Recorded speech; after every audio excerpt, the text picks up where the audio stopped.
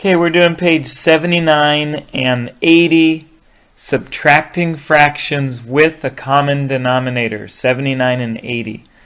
This is like the previous lesson, but rather than adding, we're now subtracting the fractions.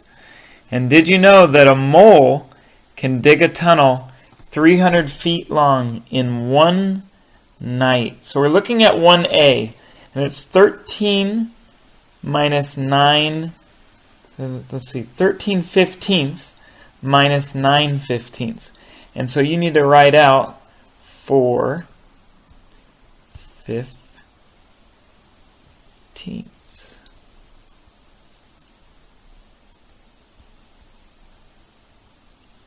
Oops. Alright, 4 fifteenths. Let's look at 1B, 9 tenths minus 8 tenths. You're left with 1 tenth.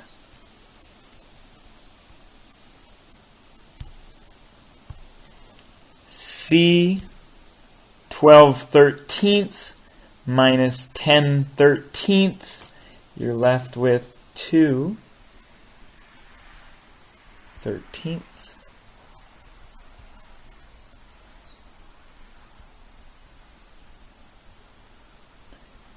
And then the last one for that section, 8 ninths minus 5 ninths. You're left with 3 ninths.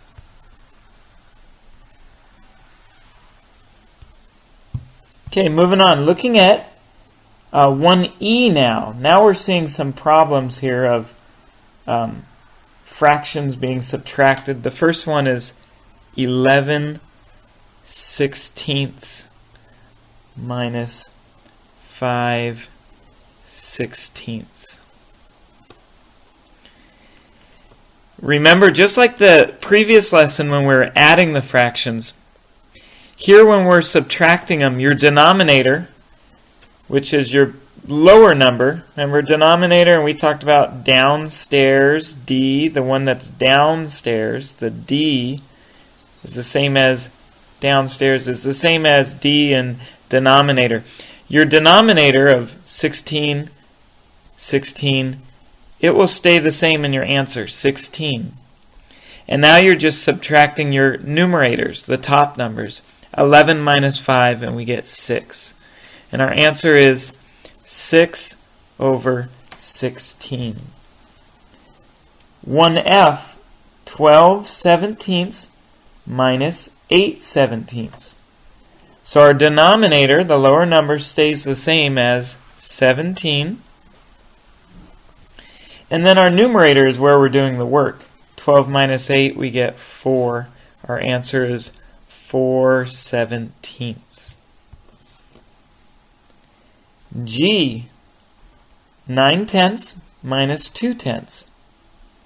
Okay, 10 on the bottom. 10 is our denominator. And then simply 9 minus 2, we have 7. Our answer is 7 tenths. Let's do one more. These seem really easy. I think you guys are going to get these fine on your own.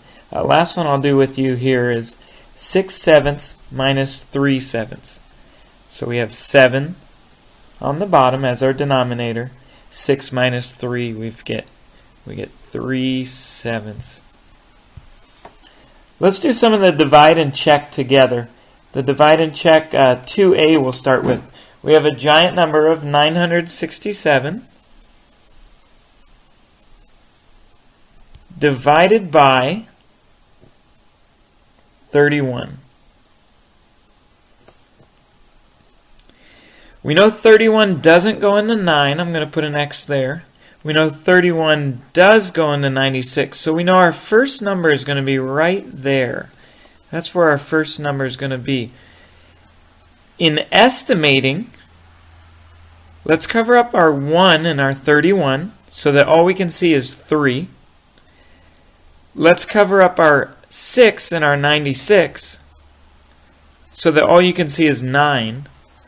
And we're asking the question, how many times does 3 go into 9? It goes in 3 times, so we'll place our 3 up here. And remember, we're estimating. This might be right, this might be wrong, but it will be close. 31 times 3, we're left, we get 93. Now we subtract, we have 3, we bring down the 7. And now we're asking how many times does 31 go into 37? It goes in one time. 31 times 1 is 31. When I subtract, I get 6. That is our remainder. 31 remainder 6. And now in our directions it says divide and check. So now we have to check this problem. We take our 31 times what we have up here, 31 again. 31 times 31.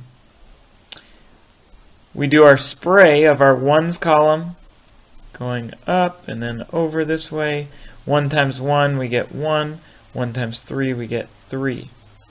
And now we do our tens. We go 3 times 1, 3 times 3. We got to start with our 0 there. 3 times 1 is 3. 3 times 3 is 9. Now let's add these up. 1, 3 plus 3, 6, 9. And then we got to not forget our remainder. And we add that at the very end. So 961 plus our 6. We get, oops, I almost wrote 6 there. I'm going to scribble that. Let's back up. 7, 6, 9. Is this number the same as what we had up there? 967, 967, yes. So it checks. That is not our answer. That just tells us that it checks. Our answer is 31, remainder 6. I'm going to have you guys do B and C on your own. And let's jump to 3A for right now.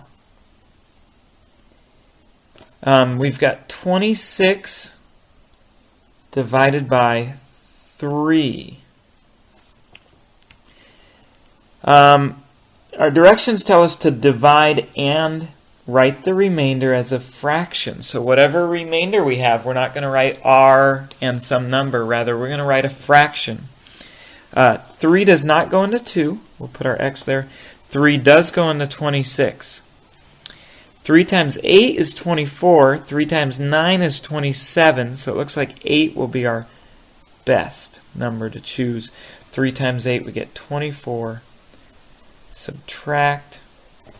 Leaves us with 2. That is what we have left over. That is our remainder, but we're not writing it as R2. We're going to write it as a fraction. Our 2 will go on the top. And then our 3 right here will go on the bottom. And our answer is 8 2/3. We'll do another one of these. 3B is 81 divided by 7. 7 goes into 8 one time. 7 times 1 is 7. Subtract. We get 1. We bring down the 1.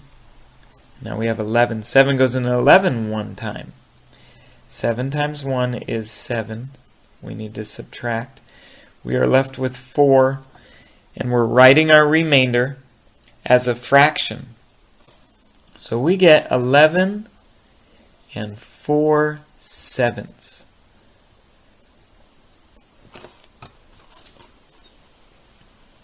Go ahead and do the rest on your own.